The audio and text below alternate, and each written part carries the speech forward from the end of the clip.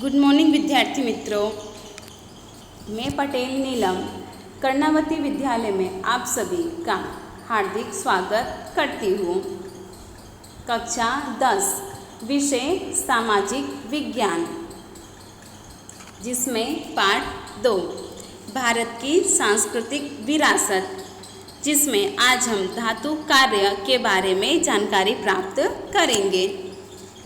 धातु विद्या भी भारत की प्राचीन विद्या है। धातु विद्या क्या है? हमारे भारत की प्राचीन विद्या है, वो प्राचीन से ही है। पाषाण युग के बाद धातु युग में धातु विद्या विकसित हुई। पाषाण युग के बाद धातु युग में क्या विकसित हुई? धातु विद्या विकसित हुई, उसका विकास हुआ।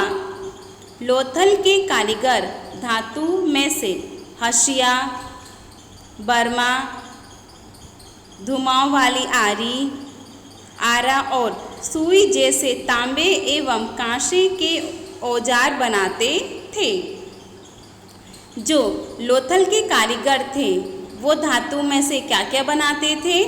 हसिया, बर्मा, आरी, आरा और सुई जैसे तांबे एवं कांसे के औजार बनाते थे। इसी तरह धातु में से औजारों के उपरांत बर्तन, मूर्तियाँ और पात्र बनाए जाते थे। धातु के उपरांत और क्या बनाए जाते थे? बर्तन, मूर्तियाँ और पात्र बनाए जाते थे। युद्ध के लिए अर्थ शस्त्र भी धातु में से बनाते थे। उसमें क्या होता था? युद्ध के लिए भी अर्थ शस्त्र भी बनाए जाते थे। सोना, चांदी जैसी धातुओं का उपयोग गहने में होता था। गहने बनाने में उन धातुओं का उपयोग होता था। तांबा, पीतल और कांसा जैसी वस्तुओं का उपयोग बर्तन और मूर्तियाँ बनाने में होता था, जबकि लोहे का उपयोग औजार एवं हथियार बनाने में होता था। काष्ठ कला। मानव जीवन का संबंध प्रारंभ से ही वृक्ष और जंगलों के साथ जुड़ा हुआ है। जब से मानव जीवन का संबंध, जब मानव का जन्म हुआ उस समय से ही उसका संबंध वृक्ष और जंगलों से जुड़ा हुआ है। शुरुआत में ईंधन के रूप में लकड़ी का उपयोग होता था। हमारे जो पूर्वज थे, आदि मानव थे, वो क्या करते थे? ईंधन के रूप में लकड़ी का उपयोग करते थे। लकड़ी से ही खाना बनाते थे। धीरे धीरे औजारों, भवनों और मकानों के निर्माण में लकड़ी का उपयोग होने लगा। धीरे धीरे क्या हो गया? उसका विकास हो गया। उसके द्वारा औजार, भवनों और मकानों के निर्माण भी लकड़ी द्वारा होने लगे।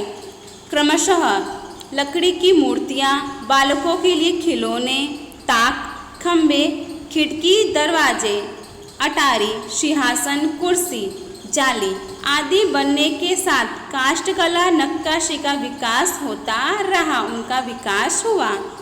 गुजरात में सखेड़ा का फर्नीचर, लकड़ी का झूला तथा ईडर के खिलौने प्रसिद्ध हैं। जड़ाऊ काम। अलंकार और जड़ाऊ काम की कला भारत में भी एक प्राचीन कला मानी जाती है। वो प्राचीन से ही है। भारत के राजा, सम्राट, अन्य शासक और उस समय के श्रीमंत वगैरह जिन स्वर्ण अलंकारों को धारण करते थे उनमें हीरा, मोती, माणिक आदि प्रमुख थे। भारत में जो पहले के राजा, सम्राट और अन्य शासक थे, जो बड़े श्रीमंत वर्ग से थे, वो लोग स्वर्ण अलंकारों को धारण करते थे, जिसमें उनके हीरा, मोती, माणिक आदि प्रमुख होते थे। इन कीमती रत्नों को गले का हार, बाजूबंद, कड़ा, मुकुट, माथबेंदी, अंगूठी, नथनी आदि में जड़ाकर पहनते थे। विशेष निपुणता वाले कारीगर ऐसी जड़ाऊ काम में सिद्धहस्त थे। राजस्थान का बीकानेर गहने के जड़ाऊ काम के लिए प्रसिद्ध माना जाता है। अकीक काम। अकीक भारत की कई नदियों की घाटी प्रदेश में मिलने वाला एक कीमती पत्थर है। अकीक क्या है? भारत की कई नदियों के घाटी प्रदेश से मिलने वाला एक कीमती पत्थर माना जाता है, जिसमें अकीक, चकमक और अर्धपारदर्शक सुंदर लाल पत्थर मुख्य होते हैं। विशेष करके सिलिका मिश्रित नीले या सफ़ेद रंग के पत्थरों को अकीक कहते हैं। अकीक किसे कहते हैं? जो पत्थर नीले या सफ़ेद रंग के होते हैं। गुजरात में सूरत और राणपुर क्षेत्रों में भिन्न भिन्न आकार के अकीक के पत्थर मिलते हैं। अकीक के पत्थरों को अलंकारों में जड़ाऊ काम के लिए खंभात भेजा जाता है, जहां पर उनका उपयोग गहनों बनाने में होता है। खंभात के कारीगर अकीक के पत्थरों को तराशकर उन्हें विविध अलंकारों में जड़ाऊ योग्य बनाते हैं अथवा अकीक के पत्थरों की माला या मड़का तैयार करते हैं। चित्रकला। विविध कलाओं में चित्रकला का स्थान सर्वोपरि है। चित्रकला क्या है?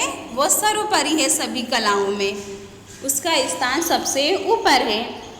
चित्रकला रंग और रेखाओं द्वारा कला एवं सौंदर्य का रसपान कराती है। चित्रकला में क्या है? रंग और रेखाओं द्वारा उसका समन्वय कराती है। इसमें प्रकृति के जड़ और चेतन स्वरूप में रहे विविध भाव का दर्शन कराने की क्षमता है। लगभग 5000 वर्ष प्राचीन हड़प्पीय संस्कृति के अवशेषों में से भारतीय चित्रकला के प्रमाण मिले हैं। हमारी जो हड़प्पीय संस्कृति है उसमें से चित्रकला के प्रमाण मिले हैं। पुरातत्व विभाग के उत्खनन में भी भारत की चित्रकला के नमूने मिलते रहते हैं। पाषाण युग के आदि मानव के गुफा चित्रों में पशु पक्षियों के आलेखन देखने को मिलते हैं, उनके चित्र देखने को मिलते हैं। हड़प्पा के लोग मिट्टी के बर्तनों के ऊपर भौमितिक रेखांकन की आकृति और फूल पौधे बनाते थे। मध्य प्रदेश के हाथी, गेंडा, हिरण आदि चित्र उल्लेखनीय है। अजंता इलोरा के चित्र भारतीय चित्रकला के बेजोड़ उदाहरण हैं। भारत में पारंपरिक रूप से मांगलिक प्रदेशों पर स्वस्तिक, कलश, गणेश के चित्र बनाने की और कुछ क्षेत्रों में रंगोली बनाने की प्रथा भी बड़ी पुरानी मानी गई है। अब है भारत की ललित कला। गायन, वादन, नर्तन और विविध पात्रों की वेशभूषा धारण करके किसी कथा या प्रसंग का अभिनय करना भारतीय संस्कृति की विशेषता रही है। रामायण, महाभारत जैसे महान ग्रंथों और अन्य भारतीय साहित्य के आधार पर मनोरंजन के साथ लोक संस्कार देने का कार्य काफ़ी समय से भारत में चलता रहा है, जिसके बारे में आज हम जानकारी प्राप्त करेंगे, जिसमें है संगीत कला। स्वर, ताल और लय की दृष्टि से भारतीय संगीत विश्व के अन्य देशों के संगीत से भिन्न है। हमारा संगीत क्या है? अन्य देशों से भिन्न है, अलग माना जाता है। हमारे 4 वेदों में से सामवेद संगीत से संबंधित वेद माना जाता है। जो हमारा 4 वेद है उसमें से सामवेद क्या है? संगीत से संबंधित है, संगीत से संबंध रखता है। सामवेद की ऋचाओं को संगीत के साथ तालबद्ध ढंग से गाना होता है। संगीत में गायन और वादन दोनों का समावेश होता है। सा, रे, ग, म, प, ध, नि ये संगीत के मुख्य 7 स्वर है। अपने संगीत की मुख्य रूप से शास्त्रीय संगीत और लोक संगीत 2 भाग में बांट सकते हैं। हमारे संगीत कितने प्रकार के हैं? 2, जिसमें शास्त्रीय संगीत और लोक संगीत का समावेश होता है तथा संगीत के 5 राग हैं। पहला है श्री, दूसरा दीपक, तीसरा हिडोल, चौथा मेघ और पांचवा भैरवी। ऐसा माना जाता है कि ये पांचों राग भगवान शंकर के मुख से उत्पन्न हुए हैं। प्राचीन भारत में संगीत संबंधी बहुत से ग्रंथ लिखे गए हैं, जिसमें से संगीत मकरंद, संगीत रत्नाकर और संगीत पारिजात का परिचय निम्नानुसार है। संगीत मकरंद। संगीत शास्त्र के जानकार पंडित नारद ने ईस्वी सन 900 के आसपास संगीत मकरंद नामक ग्रंथ लिखा था, जिसमें 19 प्रकार की वीणा और 101 प्रकार के ताल का वर्णन किया गया है। दूसरा है संगीत रत्नाकर। संगीत शास्त्र के ज्ञाता पंडित सारंगदेव इस ग्रंथ के रचयिता थे। वे दौलताबाद में रहते थे, इसलिए उत्तर भारत और दक्षिण भारत के संगीत से परिचित थे। पंडित विष्णु नारायण भारत खंडे ने संगीत रत्नाकर को भारतीय संगीत का सर्वश्रेष्ठ प्रमाणभूत ग्रंथ माना है। संगीत के अंगों को समझने के लिए यह ग्रंथ अद्वितीय माना जाता है, अनिवार्य माना जाता है। तीसरा है संगीत पारिजात। पंडित अहोबल ने ईस्वी सन 1965 में उत्तर हिंदुस्तानी संगीत पद्धति के लिए इस महत्वपूर्ण ग्रंथ की रचना की थी।